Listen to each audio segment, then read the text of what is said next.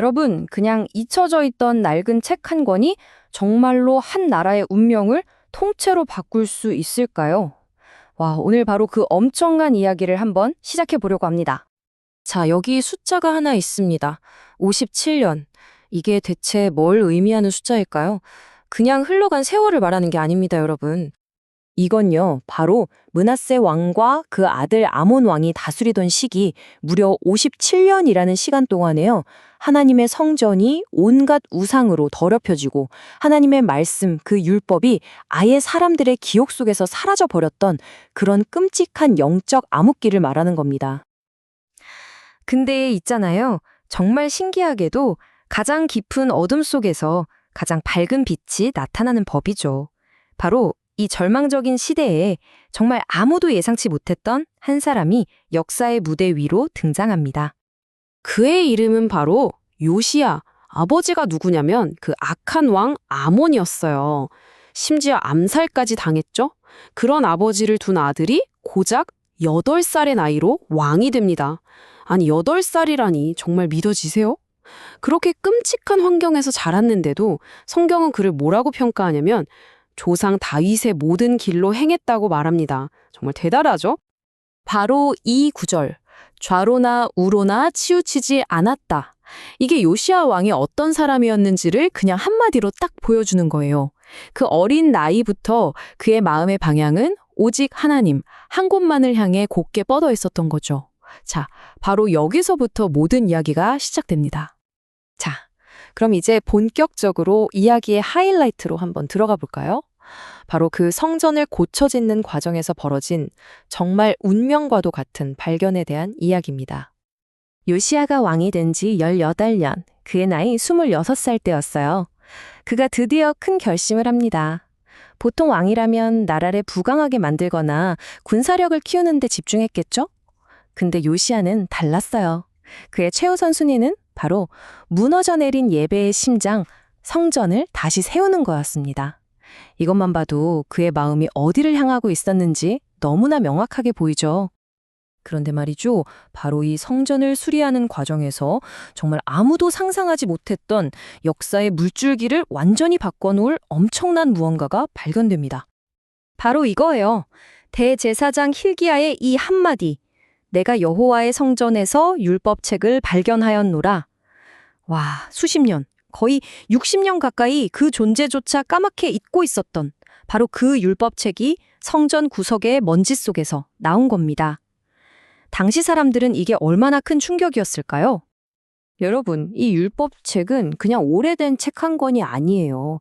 이건 말하자면 한 나라의 헌법이자 정체성 그 자체였어요. 하나님과 맺은 약속의 모든 것이 담겨 있는 그야말로 뿌리가 되는 문서였죠. 이게 없었다는 건 다시 말해 유다 백성들이 그동안 뿌리도 근본도 없이 그냥 껍데기뿐인 종교 생활을 해왔다는 뜻입니다. 정말 심각한 상황이었던 거죠. 자, 그럼 이 엄청난 발견에 대해 왕은 과연 어떻게 반응했을까요? 이제부터는 그 충격적이고도 강렬했던 요시야의 반응에 한번 집중해 보겠습니다. 서기관이 그 책을 가져와서 왕 앞에서 읽어 내려가기 시작합니다. 그런데 그 말씀을 듣는 순간 요시야 왕이 갑자기 벌떡 일어나더니 자기 옷을 확 찢어버립니다. 이게 그냥 보여주기 위한 행동, 그런 게 절대 아니에요. 고대 사회에서 옷을 찢는다는 건 내 마음이 완전히 산산조각 났다는 걸 보여주는 가장 극적인 표현이었거든요.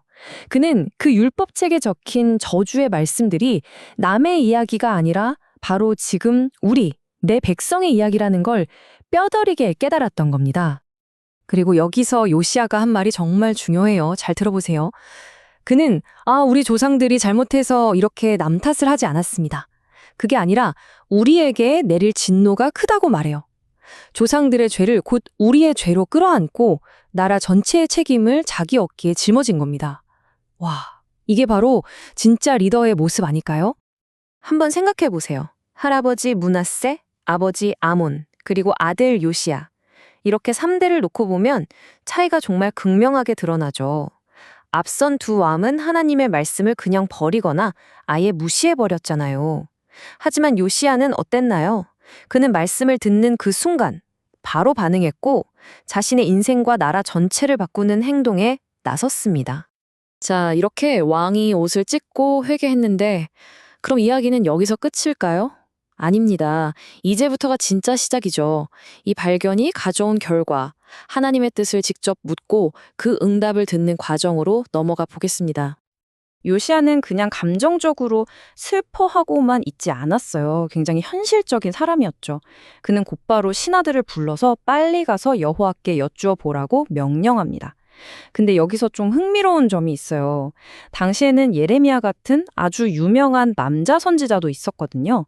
그런데 그들이 찾아간 사람은 바로 여선지자 훌다였습니다. 이건 그만큼 상황이 절박했고 누구를 통해서든 하나님의 뜻을 듣고자 하는 그의 적극적인 마음을 보여주는 대목이죠. 훌다를 통해 들려온 하나님의 메시지는 좀 이중적이었어요. 먼저 나라 전체를 향해서는 이미 너무 많은 죄가 쌓여서 심판을 피할 수 없다는 거였어요. 하지만 동시에 요시야 왕 개인을 향해서는 엄청난 자비의 약속을 주십니다. 너는 이 재앙을 보지 않을 것이다. 국가적인 심판은 정해졌지만 한 사람의 진정한 회개를 보시고 개인적인 은혜를 베푸신 거죠. 그렇다면 왜 이런 은혜를 받았을까요? 그 이유가 정말 중요합니다. 바로 내 마음이 부드러워서, 그리고 스스로 겸비하여. 딱 이 두 가지 때문이었어요. 하나님은 요시야가 찢은 그 옷 조각을 보신 게 아니에요. 그 옷과 함께 갈기갈기 찢어진 그의 마음, 그 겸손한 마음을 보셨던 겁니다. 자, 지금까지 먼 옛날, 거의 2600년 전 이야기를 했는데요.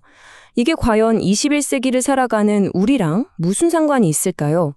이제부터 이 오래된 이야기를 바로 오늘 우리의 이야기로 한번 가져와 보려고 합니다. 혹시 우리에게도 어딘가에 먼지가 뽀얗게 쌓인 율법책이 있지는 않을까요? 성전 깊숙한 곳에 처박혀 있던 그 두루마리처럼 혹시 여러분의 성경책도 책장 장식품이 되지는 않았나요? 주일마다 설교는 듣는데 교회 문을 나서는 순간 다 잊어버리지는 않으세요? 하나님의 말씀을 머리로만 아는 지식으로 쌓아두고 그걸로 내 삶을 바꾸려는 시도는 하지 않는다면 그건 사실상 말씀을 잊어버리고 사는 것과 뭐가 다를까요? 그래서 오늘 우리에게 가장 중요한 질문은 바로 이겁니다. 하나님의 말씀을 딱 마주했을 때 나는 어떻게 반응하는가? 요시야처럼 그 자리에서 마음을 찢고 내 삶을 바꾸는 행동으로 이어지나요? 아니면 그냥 좋은 말씀이네 하고 한 귀로 듣고 한 귀로 흘려보내고 있나요? 결국 이 요시야의 이야기가 우리에게 던지는 메시지는 아주 분명합니다. 진짜 부흥, 진짜 삶의 변화는요, 멋진 프로그램이나 큰 건물에서 오는 게 아니라는 겁니다.